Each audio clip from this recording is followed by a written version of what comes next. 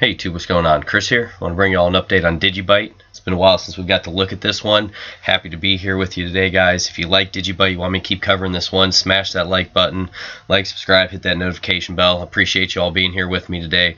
We're going to get into these key areas that we're looking at for Digibyte because it is truly, guys, we are sitting at one of the most important spots we could be at right now, and that is the 200-day moving average. You can see we're having a massive fight. It's this white line right here. This is the 200-day moving average. As you can see that, and we finally got back up above this, guys, and we don't want to give it back up. And right now you're seeing a lot of defense of this 200-day moving average. As you can see, the bulls are stepping in.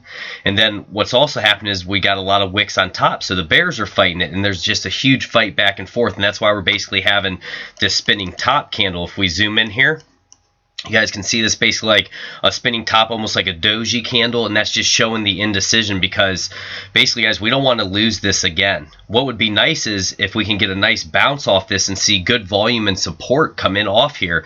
And what this would be is a nice higher low from where we're at here. So everything would be good if we said nice higher low here and we came up and continued to make a move up here to maybe even challenge that 0.0128 area would be the first stop that I'd look at. Then I'd be looking at these moving averages, our 20 EMA, our 50 moving average, our 100-day, and our 200-day. What we do have to be aware of those, we're having a death cross of our 20 EMA over top of this 100-day moving average as well.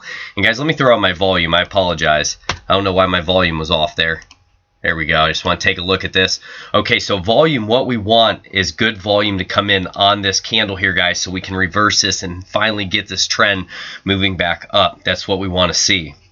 Okay, and what we're dealing with now, though, which is a good thing, we are in oversold territory on this 200-day moving average. Now, say we're at like 99 and 99 and we were pegged out here, guys, most likely we would drop and lose that.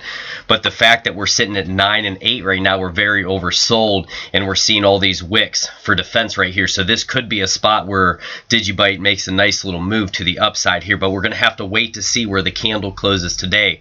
If we close below that, guys, then we could be getting in trouble. And what we would want to do is then look down to this area where we had this doji candle. We look for support around that 0.0989 area. Okay, now beyond that, this is the main trend line that we would want to hold. This is our main uptrend here in blue. Okay, and basically what that is doing is tracking our higher lows here. Do you see? We want these to continue to come in. So if we can eventually get a higher high here, that would be great because we have a lot of ground to make up, guys. We fell really hard, fast, and aggressive here.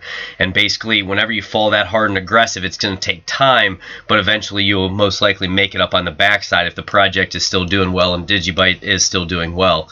So I also wanted to point out the last video when we talked about Digibyte, we were talking about this trend line here, and we were talking about a potential trend line break, and we did end up breaking to the downside. We found that doji candle off that 200-day moving average there, and then what happened, guys, we had a pullback onto the trend line, which I've talked to you all about. Remember, we have those three options. We can break down out of trend lines and just continue to fall. We can break down, have a pullback onto them here like we did to the T there, and then fall back down even farther, with which we did, or we can get back up in that trend line and start working that trend line. And what happened was we had that pullback. You can see we had that rounded bottom right there. We came exactly up to a wicked up into that trend line and then continued to fall. And that's the importance of knowing these things, how trend line breaks take place, and the importance of trend line breaks, guys. That's why I try to bring this stuff to you. I want to educate as many people as I can. As you know, like that's the whole purpose of this channel, is to help educate people. I know everyone says out there on YouTube, no one's out there just to try to help people. I really am, guys. You don't see me asking for donations and all different types of stuff like that. I really want to help people because when I got into this, I didn't understand all this stuff. I'd never been in the markets before, and I started to experience that bear market, and I really woke up to, hey, I have to learn this stuff. If I'm going to be in this market, I better study my butt off the best that I can. And I don't want, you know, what happened to me not taking profits when I should have during that last parabolic cycle to happen to other people. So, you know, you really have to pay attention to this stuff because a lot of the times it will work out. Technical analysis, it's not foolproof, guys, but what it does is put the odds in your favor. And if you're starting to see a bunch of different indicators converging together, then there's a high chance that it may go in the direction that you're thinking. And that's what you have to look at here, okay?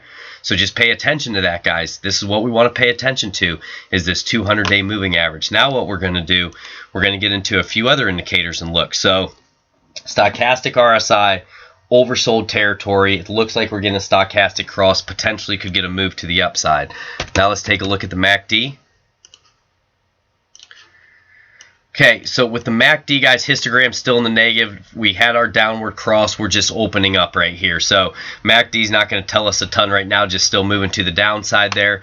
Then I wanted to hit our RSI, Relative Strength Index. RSI is very neutral there, guys. We're around that 41.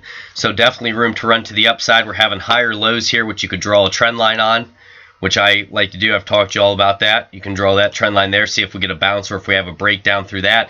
Then you could also put another trend line on the top there and look like a symmetrical triangle. So we're just going to see if we continue to bounce in there, if we break to the upside, the downside. But the main thing for me is paying attention to this 200-day moving average, whether we close up above it or below it today. Look at that fight there, guys. Look at all the wicks. See that? To the downside and then as well to the upside. So that's what I want to keep an eye on, guys. Just wanted to bring you a quick one here. If you like these Digibyte quick updates, let me know down low. Like, subscribe, hit that notification bell. God bless each and every one of you. Take care.